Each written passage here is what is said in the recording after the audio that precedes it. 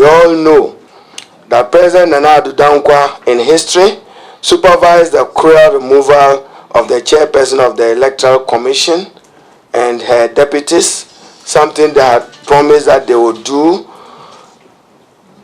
You remember my colleague, when he let the cat out of the bag, when he stated emphatically that if the MPP was successful in compiling a new voter register, the NDC will never come back to power. The majority leader, Oseiche, he had to come back to re-explain himself. And compilation of a new voter register, we are also as a minority very concerned with the interference with the work of the Electoral Commission in the compilation of a new voter register. And they have decided to turn deaf ears to the calls of Ghanaians, including the Opposition National Democratic Congress and even civil society groups. How can a register, and probably you want to know why we walked out, we are questioning his legitimacy because the register that gave birth to him, he says is not legitimate.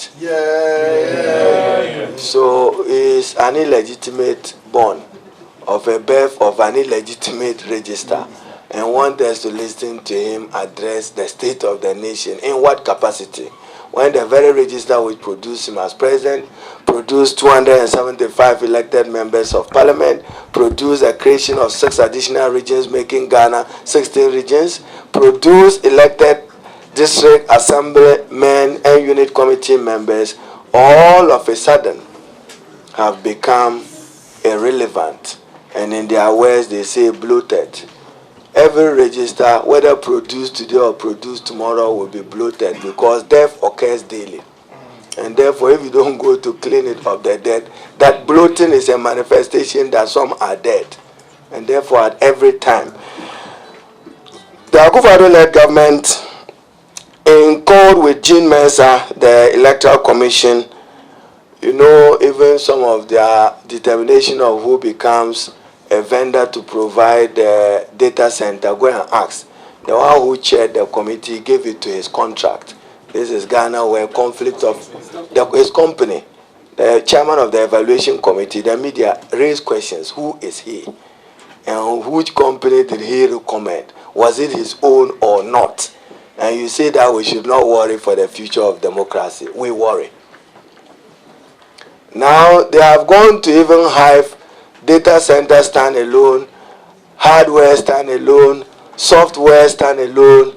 They don't understand harmonization and synchronization in the building of IT system. We look forward to Jean Mensa commencing that exercise she has announced.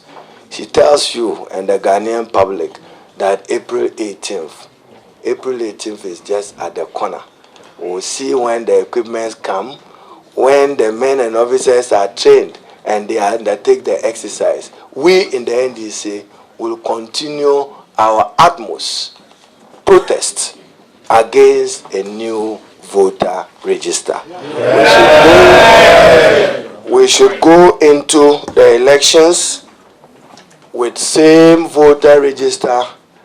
They can improve it.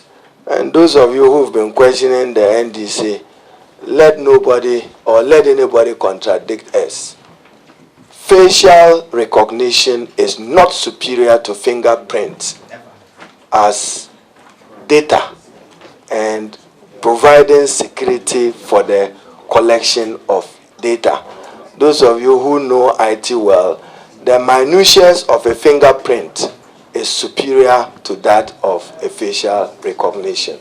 Therefore, we would not accept the excuse of an improved thing. The Akufo-Addo led government, we cannot help but agree with the U.S. State Department Human Rights Report, which has raised concerns of possible voter suppression in opposition strongholds as a real intention for the needless and wasteful new voter register is to suppress our voters in the Volta region, and particularly in the Zangos and other areas where there are settlers in Ghana, as you've seen them do to those struggling for national ID card. Even my mother, they had to turn her away when she wanted a national ID. Until my senior brother intervened and did the documentation. So many more, those at her age, are not looking for opportunities at queuing. Every opportunity, go and queue for voter register, come and queue for national ID. Ghanaians want the dividends of democracy, not the continuous queuing. Under President Nana Addo Dankwa, media freedoms and freedom of expression have come under unprecedented attacks. You saw the investigative journalist Ahmed Hussein Swale assassinated in cold blood. You don't need to ask why, because they needed to destroy evidence for purpose of prosecution. Despite demands from the international community for action, many journalists continue to be attacked, with others having to seek refuge outside the jurisdiction. You know, it's not for nothing, and the NDC will take pride and credit that we liberalize the airways of Ghana. By the time we left office, the number of television stations had exceeded 200, radio stations over 300. It was to give meaning to freedom of expression as an ingredient for multi-party constitutional democracy. You cannot have a democracy without freedom of expression. And freedom of expression cannot stand without manifestations of what you do as media practitioners, the opportunity and the platform to do it. You see how all of a sudden radio stations that are critical of them, you've seen the Gestapo closures of those radio stations, including Radio Gold, Radio XYZ, and many others, Radio Tongo and Fox FM. And I gave you the example. I was Minister for Communication. There were many times that many of you, radio and TV, you were in arrears of your obligations. It didn't mean that we should shut you down. We could.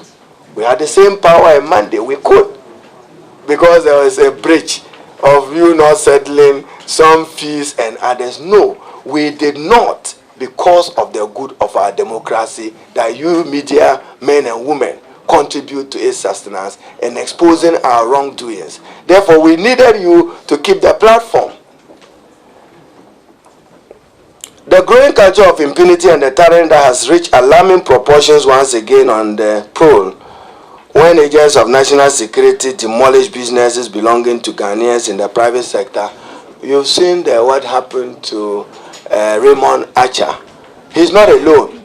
There are many Ghanaian businesses today who are suffering because they are NDC or related to NDC, who even executed contracts under the NDC and are suffering. They will pay those current and refuse to deal with arrears that accumulated.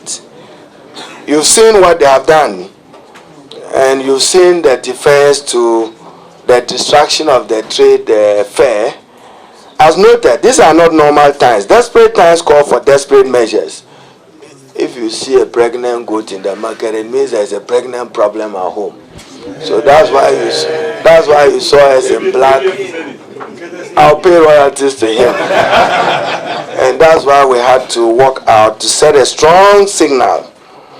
Our tradition is credited for laying the foundation for the Fourth Republic. Many of you, if you recall what happened in 1993, we ushered in multi-party constitutional democracy, which has survived in the last 25, 27 years, and will survive because we jealously protect and safeguard it against the oppressor's rule.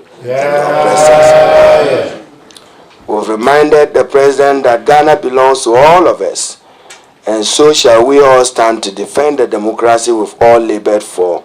Like Thomas Jefferson, we declare, I've sworn upon the altar of God, eternal hostility against every form of tyranny over the mind of man. Over the mind of man. So, ladies and gentlemen of the press, don't go and speculate why minority walk out. We are walking out because if these matters that you consider trivial are allowed to nature as they are, we do not see the future of our democracy. Today, even recruitment into the security agencies is now done secretly instead of open advertisement to the Ghanaian public.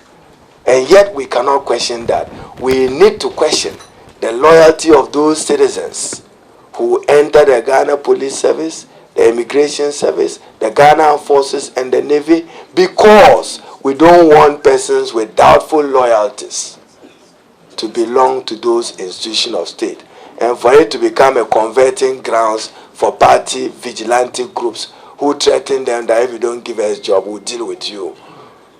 We fear that they will mar the beauty of our democracy. I'll be happy to take a few questions from you